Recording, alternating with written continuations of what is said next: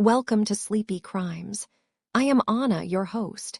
Tonight we drift into the shadows of the Christine Rothschild murder. Imagine, if you will, the city of Madison, Wisconsin, in the late spring of 1968. The air is heavy with the scent of damp earth and the sweet, clinging fragrance of lilacs just beginning to fade. It is a time of profound transition, not just for the season, but for the world at large. On the campus of the University of Wisconsin, the atmosphere is a strange blend of academic quiet and the distant, electric hum of social change. The lake breeze from Mendota rolls across the hills, carrying with it a chill that feels out of place for late May. The trees are full, their deep green leaves casting long, shifting shadows across the stone walkways that wind between the majestic limestone buildings. There is a specific kind of silence that settles over a university campus in the deep hours of the night, a silence that feels thick, as if the very stones are holding their breath, waiting for the morning to wake the 33,000 students who call this place home. In this stillness, the shadows are long and deep, hiding the secrets of the night within the ivy and the architecture of a world that felt, until then, entirely safe.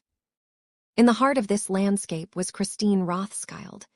She was 18 years old, a young woman with a sharp mind and a quiet, studious nature. Born in Chicago on November 14, 1949, she had grown up in a two-story English Tudor home on North Kenmore Avenue, the second oldest daughter in a large, bustling family. Christine was an honors graduate from Nicholas Senn High School, a girl who found solace in philosophy and dreams of journalism. She was bright, opinionated, and strikingly beautiful, with long, light brown hair that caught the afternoon sun. Yet, beneath her academic success, there was a sense of restless longing. She had wanted to attend Vassar College, but at her mother's insistence, she found herself here at the University of Wisconsin. She lived in room 119 of Anne Emery Hall, a dormitory that stood as a sanctuary of sorts. Christine was a creature of habit, finding comfort in the rhythmic patterns of her daily life. Every morning, as the clock struck 7, she would step out into the crisp morning air for a walk. She would wander past the hospital, stopping to share a cigarette and a few quiet words with the medical residents and staff, her small frame wrapped in a beige raincoat as she gathered pine cones and acorns from the damp grass, seeking a moment of peace before the campus flooded with the noise of the day. But by the late days of May, that peace had begun to fray at the edges. A darkness had started to follow Christine, a shadow that didn't disappear when she stepped into the light. She had confided in her friends, particularly her close companion Linda, that she felt she was being watched. An older man, a medical researcher she had encountered during her morning routines, had begun to haunt the peripheries of her life. He was a persistent presence in the reading rooms and on the paths she walked. The fear was not a sudden explosion, but a slow, cold realization that seeped into her bones. She began locking her windows and doors, actions that felt foreign in the trusting environment of a 1960s campus. She even went so far as to report this harassment to the campus police, but the response was a product of its time, a suggestion to simply carry a whistle. The weight of this dread hung over her like the heavy Wisconsin clouds. On the night of Sunday, May 26, 1968, the weather turned miserably cold and wet. The rain was a fine, persistent mist that blurred the lines of the campus buildings, turning the familiar world of Sterling Hall and the nearby woods into a landscape of gray and silver. The ground was soft and saturated, and the air held a biting dampness that made people hurry toward the warmth of their rooms, leaving the paths deserted and the shadows to reclaim the night. Sterling Hall stands as a formidable structure of stone and history, a center for mathematics and physics.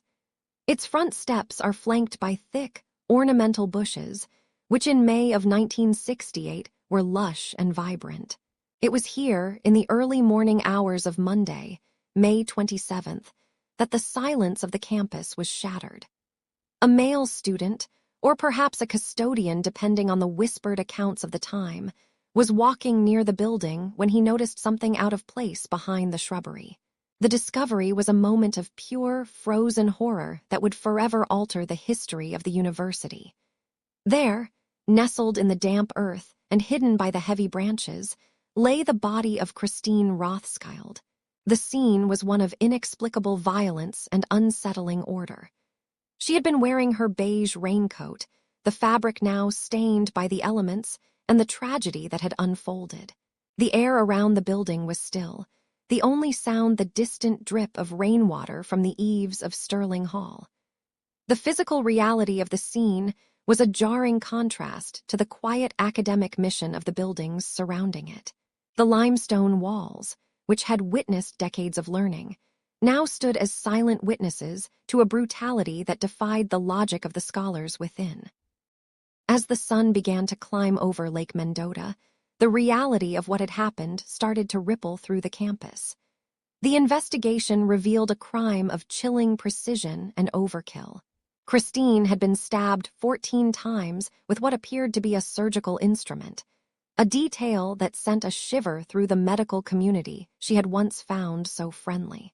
Her jaw had been broken by a heavy blow, and her ribs were fractured, yet there were no signs of a struggle on her boots or clothing. Most hauntingly, her own leather gloves had been forced deep into her throat, and her body had been arranged in a gruesome, deliberate tableau, her head resting on a folded handkerchief. There was no evidence of sexual assault, which made the motive even more inscrutable and terrifying. It was as if the killer had not just taken her life, but had performed a dark, ritualistic surgery upon the very concept of safety. By the time the rest of the 33,000 students began to wake and prepare for their Monday classes, the area around Sterling Hall was cordoned off with yellow tape, a jarring scar on the green landscape. The news traveled in hushed, panicked whispers. The girl who loved journalism, the girl who studied the deep questions of philosophy, was gone, and in her place was a mystery that would haunt the city for over half a century. The shock to the University of Wisconsin community was immediate and profound. In 1968, the campus was a place of political fervor and youthful idealism, but the murder of Christine Rothschild introduced a different kind of darkness, one that was personal, predatory, and seemingly invisible. Parents called from Chicago, their voices trembling with a new kind of fear. Students who had once walked the paths at night without a second thought now found themselves glancing over their shoulders at every snap of a twig or shift in the wind. The vibrant energy of the spring term was replaced by a heavy, suffocating blanket of dread. The police presence increased, but the investigation was hampered from the start, with critical evidence allegedly trampled by the initial rush of responders. As the days followed, the questions only grew. Who could have known her routine so well? Who possessed the cold, clinical skill to use a scalpel with such devastating intent? The shadows on the campus path were no longer just the absence of light. They were a reminder that among the thousands of faces in the lecture halls and libraries, a monster could be hiding in plain sight. Tonight, we have only just begun to peel back the layers of this tragedy. The air in Madison remains cold, the mist still clings to the stones of Sterling Hall, and the echo of Christine's footsteps still lingers on the morning path. We will continue this journey into the dark in our next chapter. The air in Madison during the late spring of 1968 carried a particular weight, a mixture of heavy humidity from Lake Mendota and the sharp, sweet scent of blooming lilacs that lined the walkways of the University of Wisconsin. Inside room 119 of Anne Emery Hall, 18-year-old Christine Rothschild would sit at her desk, the wood grain smooth under her fingertips as she pored over her philosophy textbooks. She was a young woman of striking presence, standing tall with long, straight blonde hair that caught the light like spun silk, a trait that had led her to the world of high-fashion modeling back home in Chicago. But here, in the quiet corners of the academy, she was known for her intellect, having graduated fourth in a class of 500 students. She was a person of deep, focused ambition, her mind often drifting toward the prestigious halls of Vassar College, where she hoped to study journalism. In the soft glow of her desk lamp, the world outside her ivy-covered dormitory felt distant, yet a shadow was beginning to stretch across the threshold of her life, a shadow that no amount of academic brilliance could illuminate or dispel. Her daily routine was precise, a rhythmic dance of early morning walks at 7 a.m. and quiet study sessions, but that rhythm was about to be fractured by a presence she could not explain. It began during one of her morning walks, a time when the campus was still draped in the blue-gray velvet of dawn. Christine often stopped near the university hospital to share a cigarette with the medical residents, the smoke curling into the chilly air as they discussed the news of the day. It was there, amidst the scent of sterile corridors and heavy tobacco, that she met a man named Niels Jorgensen. He was 42 years old, a resident surgeon with a gaze that lingered a second too long, a man whose presence felt mismatched against the vibrant, youthful energy of the student body. What started as a chance encounter soon transformed into something suffocating. Christine began to notice him everywhere. He was a constant figure in the periphery of her vision, standing near the stone arches of the library or leaning against a distant oak tree on the quad. The casual friendliness of their first meeting dissolved into a cold, prickling sensation on the back of her neck. She told her friends that he seemed to know her schedule before she even lived it, appearing at the Rennebaum drugstore just as she arrived for her coffee, his eyes fixed upon her with an intensity that made the bustling shop feel suddenly, terrifyingly empty. The stalking escalated with a quiet, relentless precision that drained the color from Christine's cheeks. In the memorial reading room, where the only sound was the rhythmic turning of paper and the soft scratch of fountain pens, she would look up to find him seated just a few tables away, watching her instead of his books. The silence of the library, once a sanctuary of thought, became a cage. She began to receive phone calls in the middle of the night, the ring of the telephone jarring the stillness of her room. When she answered, there was nothing but the sound of heavy, rhythmic breathing on the other end, a hollow echo that seemed to bridge the distance between her private room and the darkness outside. She shared her fears with her closest friend, Linda, describing how the man would stand outside the windows of Anne Emery Hall, a silhouette framed by the streetlights, unmoving and patient. Her laughter, once frequent and bright, began to fade. She stopped smiling, her mind constantly occupied by the geometry of escape routes and the timing of her movements across campus.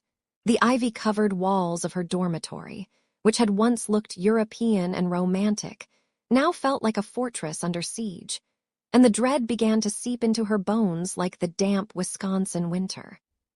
In early May of 1968, the weight of the surveillance became unbearable, and Christine traveled back to her family's English tutor home in Chicago.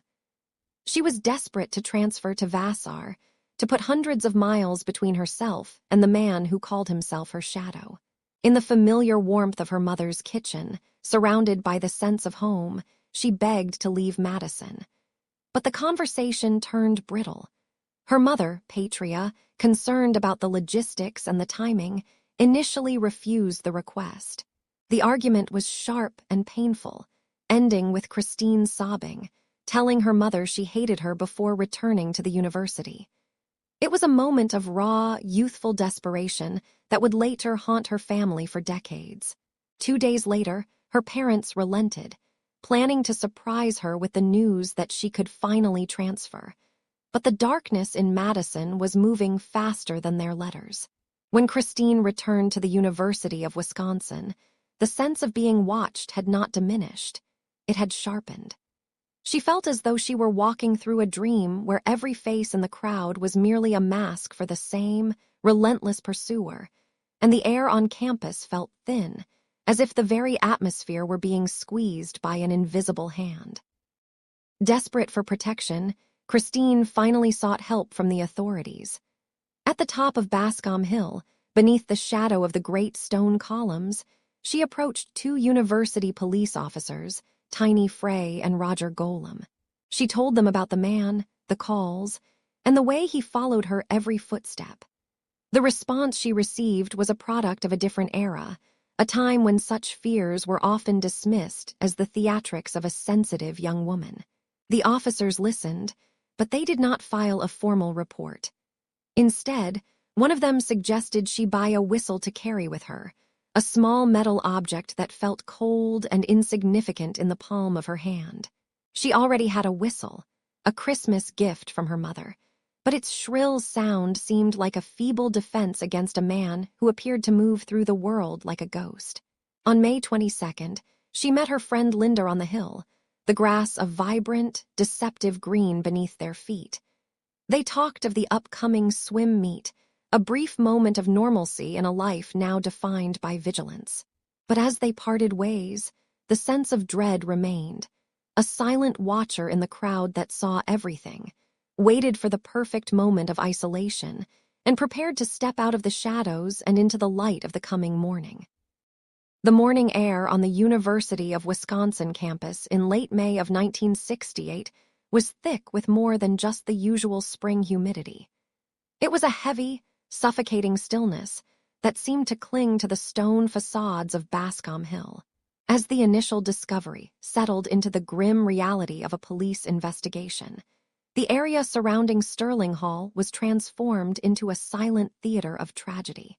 Imagine the scene through the eyes of the first responding officers. The grass still damp with a silver sheen of dew. The way the shadows of the towering elms stretched like long, dark fingers across the pavement. There was no yellow plastic tape back then to section off the world from the horror. Instead, there were simply men in heavy wool overcoats, their breath visible in the cooling air, treading carefully around the manicured bushes where the young woman had been found. They moved with a mechanical, somber rhythm, their flashlights cutting through the gray dawn to illuminate the small, personal fragments of a life interrupted. A broken umbrella lay nearby, its fabric torn and its metal ribs twisted, a silent witness to a struggle that had left no other mark on the quiet morning. The investigators spoke in hushed tones, their voices swallowed by the vastness of the campus, as they began the painstaking process of collecting what little evidence the 1960s could offer. The forensic challenges of the era were immense, a vast gulf between the desire for justice and the tools available to achieve it. Inside the sterile, white-tiled rooms of St. Mary's Hospital, the local coroner, Dr. Clyde Chamberlain, began his examination. The air there would have smelled sharply of antiseptic and floor wax, a clinical contrast to the earthy scent of the campus shrubs. He noted the 14 distinct wounds, each one clean and precise, as if delivered with the practiced hand of someone intimately familiar with the geography of the human body. The weapon, though never found, was suspected to be a surgical scalpel, a tool designed for healing, twisted here into an instrument of ending. But it was the smaller, more peculiar details that haunted the investigators. Underneath her head, someone had placed a man's handkerchief, folded with a neat, almost obsessive care. It was a gesture that felt chillingly personal, a final, silent communication from the shadow that had followed her.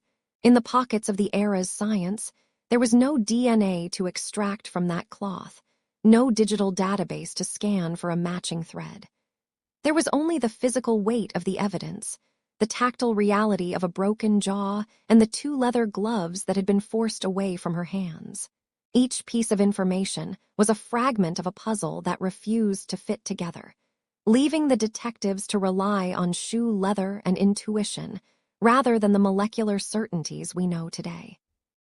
Suspicion quickly drifted across the street to the University Hospital, a looming structure of brick and glass where the lights never truly went out. Among the many faces moving through those corridors was a 42-year-old medical resident named Niels Jorgensen. He was a man who existed on the periphery of the student social circles, an older presence whose interest in the young women of the campus had not gone unnoticed.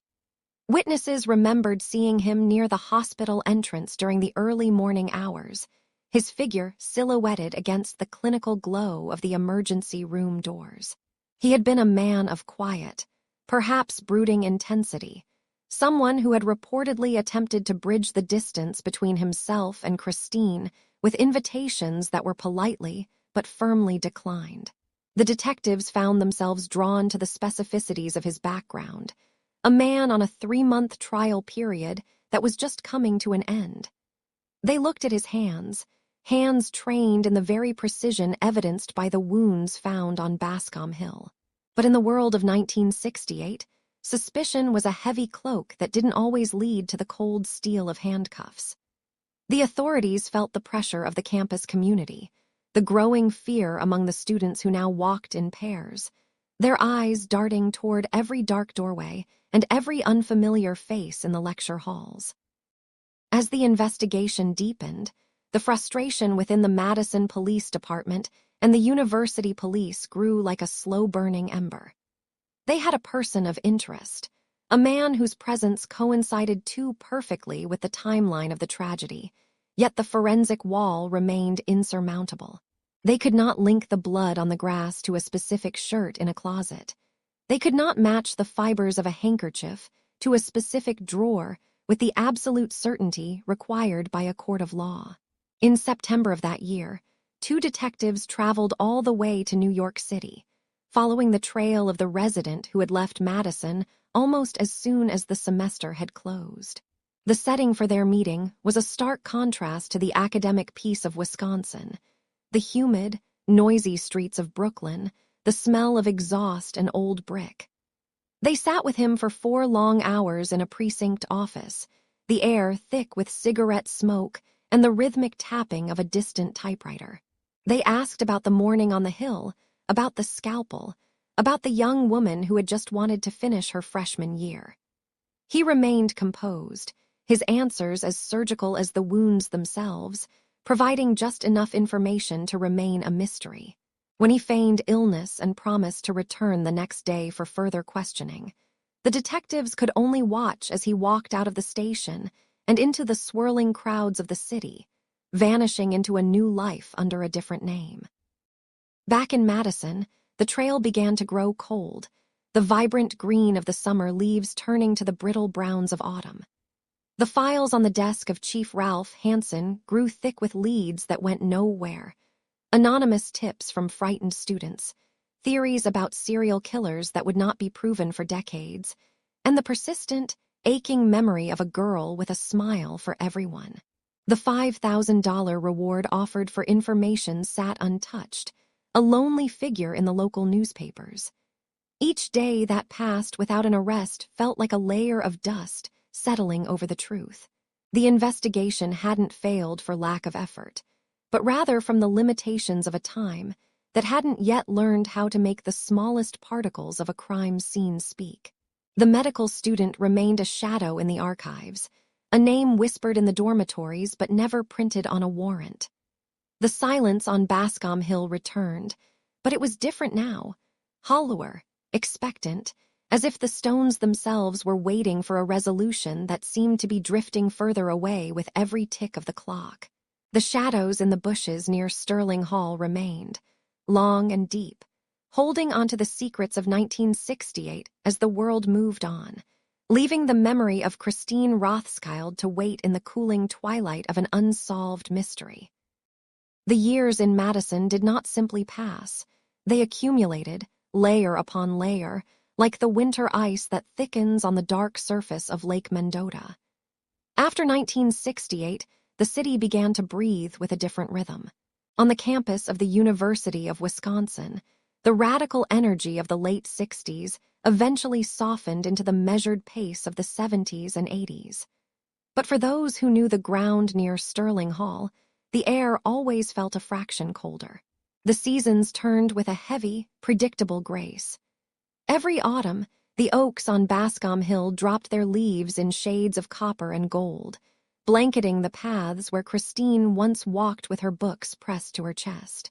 Every spring, the thaw brought a damp, earthy scent that seemed to stir the dust in the cold case files sitting in the back of the police department. For the rest of the world, the murder of the fashion model from Chicago became a footnote in a decade defined by chaos.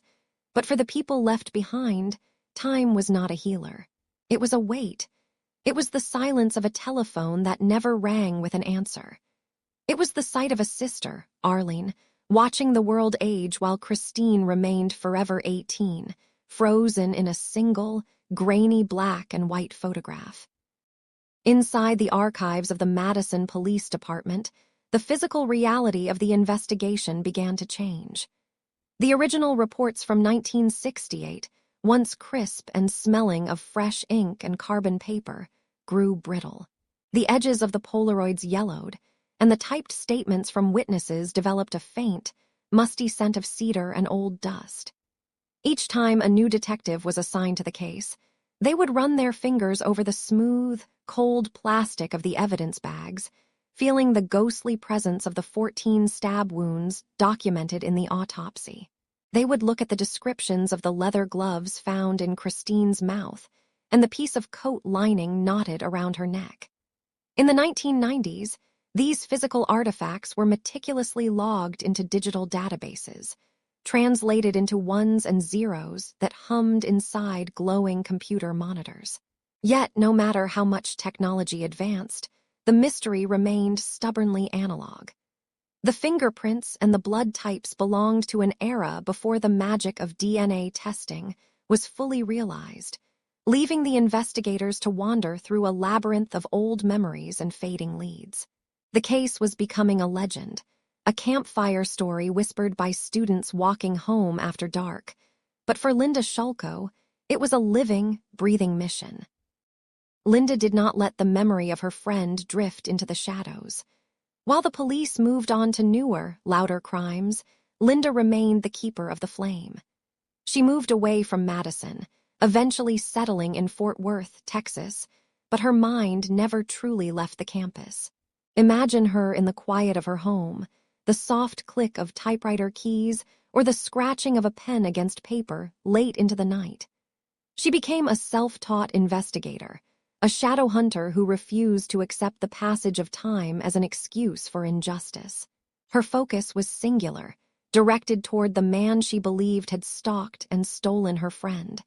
The medical researcher who had vanished from Madison within 72 hours of the murder. Linda's persistence was not just a hobby. It was a quiet, relentless psychological war. For decades, she tracked his movements across the country. She sent him letters, cards, and even Valentine's messages, each one a soft, paper reminder that she was still watching. She didn't hide her intentions. Her correspondence was direct, matter-of-factly addressing him as the person responsible for the horror outside Sterling Hall. She was waiting for a slip, a crack in his narcissistic armor, a single word that would finally bridge the gap between suspicion and proof. The toll of this vigilance was visible in the small, quiet moments of the Rothschild family's life. For Christine's parents, the loss was a hollow space in the center of every holiday and every milestone. They lived through the 1970s and 80s with a quiet dignity, but the mystery of their daughter's end was a constant, low-frequency hum in the background of their home. They watched as the world moved into the 21st century, a world of cell phones and internet searches that Christine would never know. By the time the 40-year anniversary approached in 2008, the scale of the tragedy had reached a poignant milestone.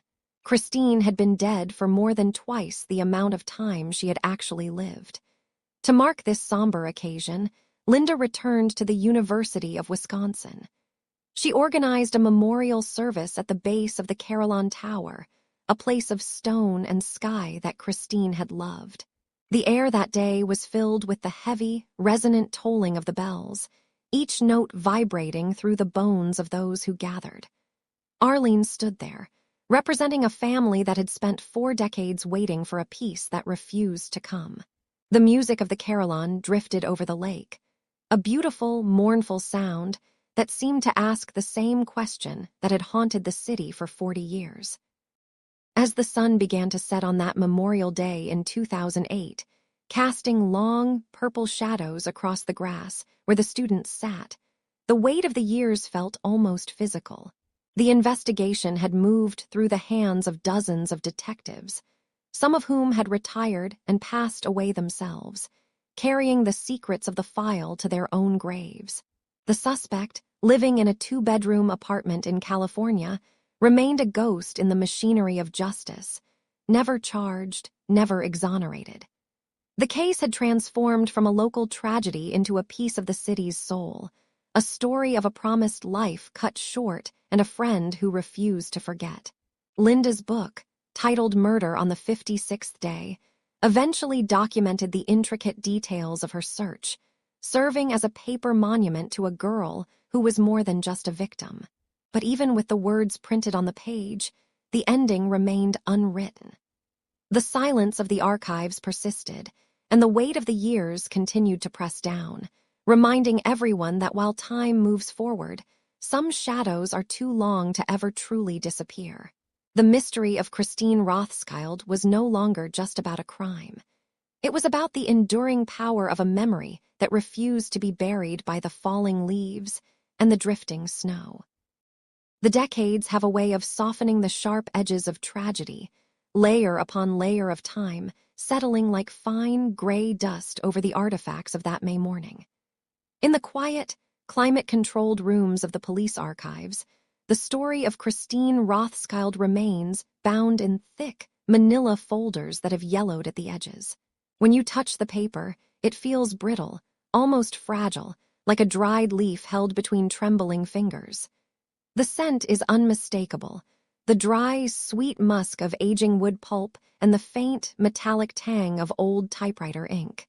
For years, these files sat in the deep silence of the basement, the names within them fading into the background of a city that had moved on. But for those who remember, the silence was never empty. It was filled with the unanswered questions that echoed through the halls of the university, long after the students of 1968 had graduated and grown old. The fluorescent lights overhead hum with a low, rhythmic drone, a sound that mimics the steady, patient heartbeat of an investigation that refuses to truly die, even as the world outside changes beyond all recognition. Cold case investigators, decades removed from the initial chaos, would eventually return to these boxes, pulling them from the shadows to see if modern eyes could find the threads that their predecessors had missed. Investigators in the new millennium looked back at the original forensic reports with eyes trained by decades of psychological profiling. They focused on the disturbing precision of the violence recorded in the black and white crime scene photographs. It was not a chaotic attack. It was a series of deliberate surgical actions. 14 wounds, delivered with a sharpness that suggested a medical instrument rather than a common blade. The coat lining was not merely pulled, but tied into a specific clinical knot, a slip knot that spoke of hands familiar with sutures and the tension of a ligature. And then, the most haunting detail of all, the leather gloves. They had been placed deep within her throat, a brutal gesture of silencing that felt personal, a message from a killer who wanted to ensure that her voice, her laughter, and her refusals would never be heard again. These were the threads of connection that researchers would later pull upon, weaving together the dark history of a man who lived in the periphery of the hospital. But as they reached for the physical evidence to prove these theories, the bloody handkerchief found beneath her head, the broken umbrella that lay nearby, they were met with a hollow, gut-wrenching realization. Somewhere in the passage of the years, in a series of administrative shifts at the sheriff's office, the box containing the most vital physical links to the crime had vanished into thin air. The loss of the evidence felt like a second silencing of Christine, an erasure of the tangible proof that her killer had left behind. While the physical evidence may have been lost to the entropy of bureaucracy, the memory of the crime was kept burning by the fierce dedication of those who loved her. Linda Shulko, Christine's dear friend, became a ghost hunter of sorts, navigating the decades with a singular, unwavering focus. She kept notebooks filled with meticulous entries, their pages crowded with the names of medical residents, old phone numbers, and maps of the campus as it existed in 1968. She spent her nights in the blue light of a computer screen, searching through digital archives, or sitting at her kitchen table with a heavy telephone receiver pressed to her ear, listening to the memories of people who had long since tried to forget. She tracked the movement of the primary suspect, Niels Bjorn Jorgensen, as he drifted from Wisconsin to New York, and eventually to the sun-bleached landscape of California. Linda became an expert on his family history, uncovering the contradictions and the carefully constructed lies that he told about his past. She saw through the facade of the successful medical researcher to the man who had been dismissed from his residency just days after the murder. Her investigation was a labor of grief and grit, a refusal to let the world move on while a killer walked free. She would even go as far as to send him cards on holidays, a quiet reminder that someone was still watching. Someone still remembered the girl in the beige coat who never made it home. In the late 2000s and into 2011, the case found a new resonance through the work of criminologist Michael Arntfield and his students. They looked at the case through the lens of a city under siege, a place they called Mad City, where the political turmoil of the Vietnam era provided a perfect, chaotic shroud for a predator. They revisited the interviews with Jorgensen, listening to the recordings of his rambling, narcissistic explanations. His voice, preserved on magnetic tape, was cold and detached, full of a strange, high-flown intellectualism that failed to mask his underlying aggression. He spoke of the murder as if it were a theoretical puzzle, a medical curiosity rather than a human tragedy. The researchers noted how he had fled Madison within 72 hours of the crime, abandoning his possessions as if he were shedding a skin. In Marina del Rey, California, the aging doctor lived out his final years in a 2-bedroom apartment, surrounded by the remnants of a life built on half-truths. He was a man who had mastered the art of evasion, using different spellings of his name and moving frequently to stay just beyond the reach of the law. He remained a figure of dark fascination for the investigators, a man who had been a surgeon, who understood the mechanics of life and death, and who had been seen cleaning a scalpel at the hospital on the very morning Christine was found. The persistence of the investigation eventually led to a moment of confrontation, though not the one many had hoped for. On the 40th anniversary of Christine's death, a memorial service was held on the campus near the Carillon Tower, a place she had loved for its music and its peace. The bells tolled over the university, their heavy, bronze notes hanging in the air like an invitation to the truth. Jorgensen himself was invited, a calculated move by Linda to see if the weight of 40 years would finally break his silence. He did not come. Instead, he stayed in his California home, continuing to send long, rambling letters that hinted at his dark perspectives, but never quite crossed the line into a confession. When he finally passed away in February of 2013 at the age of 87, he took his secrets with him to the grave. The news of his death was met with a complex mixture of relief and frustration by those who had spent their lives pursuing him. The legal path to justice had been permanently closed, but the historical path remained open. The threads of connection had been traced, the suspect identified in the hearts and minds of the community, even if a jury would never hear the evidence. The case of Christine Rothschild remains an open wound in the history of Madison, a story of a life cut short and a pursuit that lasted a lifetime. Now, the echoes of that pursuit have begun to settle. The university campus has changed. The bushes where she was found have been replaced, and the students who walk past Sterling Hall today know nothing of the girl who once walked those same paths in the early morning light. But the folders in the archives still hold her name. The surgical knots and the leather gloves remain etched in the records, a testament to the brutality of the act and the specific shadow of the man who fled into the night. We look back now not to find a new villain, but to honor the memory of the woman who was more than just a victim of her time. She was a daughter, a sister, and a friend whose light was extinguished too soon, leaving behind a legacy of endurance. The truth of what happened on that morning in 1968 is no longer a secret kept in the dark, but a story that has been told and retold, ensuring that Christine Rothschild will never be forgotten. As the sun begins to fade on our re-examination, we find ourselves standing at the edge of the final truth, looking out over the water of the lake she loved, where the ripples of the past finally begin to find their peace. The wind that sweeps across Lake Mendota today carries the same sharp, rhythmic bite that it did over 5 decades ago. But on the campus of the University of Wisconsin, the air feels different now. The heavy, suffocating blanket of the unknown has finally begun to lift, thinned by the slow, relentless passage of time and the quiet persistence of those who refuse to let a name be forgotten. For 56 years, the murder of Christine Rothschild was a ghost that haunted the stone corridors and the shaded paths of Sterling Hall. It was a story told in hushed tones, a cautionary tale of a bright light extinguished on a Sunday in late May, 1968.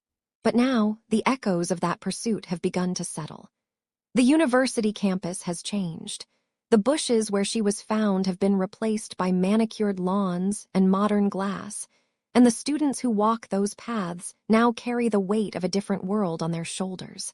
Yet, for those who lived through that era, the closure they sought remained just out of reach, buried beneath layers of paper, dust, and the limitations of 20th century science. In the sterile, quiet atmosphere of a modern forensic laboratory, the answers finally emerged. Imagine the scene: the hum of high-powered ventilation, the soft click of plastic pipettes, and the flickering glow of computer monitors. This is where the past meets the present. Scientists, draped in white coats and focused by a sense of solemn duty, worked with samples that had been preserved for more than half a century. They handled the remnants of Christine's life with a tenderness that bordered on the sacred. They looked at the microscopic threads of her clothing, the leather of her gloves, and the fibers of her coat.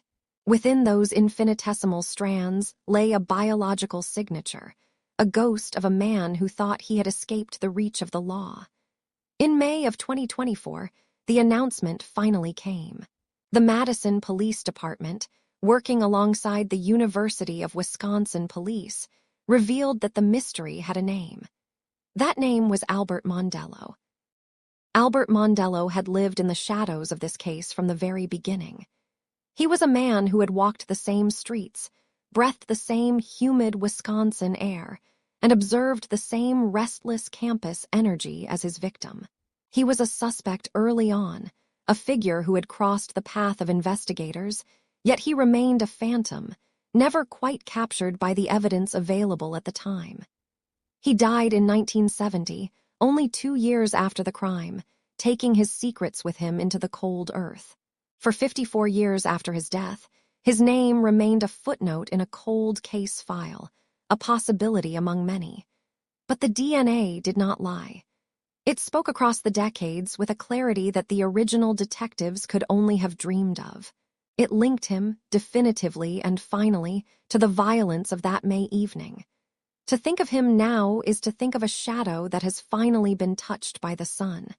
He is no longer a mystery to be solved, but a fact to be recorded in the ledger of history.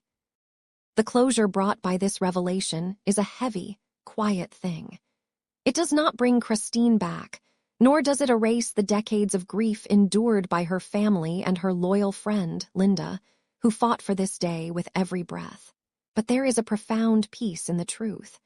The archives that once held the heavy, overflowing folders of the Rothschild case can now be closed. Imagine the sound of a heavy metal drawer sliding shut for the last time. The rhythmic thud of the latch, the settling of dust in a room filled with the scent of old ink and yellowed parchment.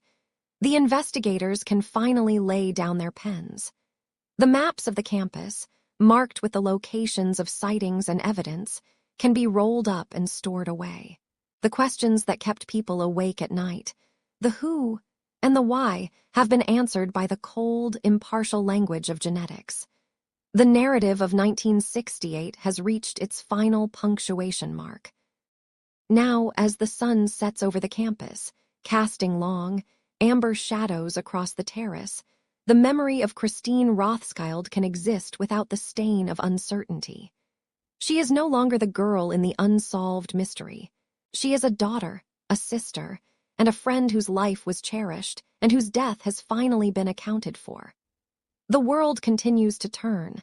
The seasons shift from the frozen white of winter to the vibrant, blooming greens of a Madison spring, and the tragedy of that long-ago night is finally allowed to drift into the quiet distance of history. There is a gentleness in this finality. The tension that has held the community for 56 years has dissipated, like the morning mist rising off the lake. You can feel the stillness now. It is the stillness of a debt paid, of a promise kept, and of a restless spirit finally granted the grace of silence. The case rests now. Let the details fade. You are safe. Close your eyes, breathe deeply, and have a good night. Sleep well.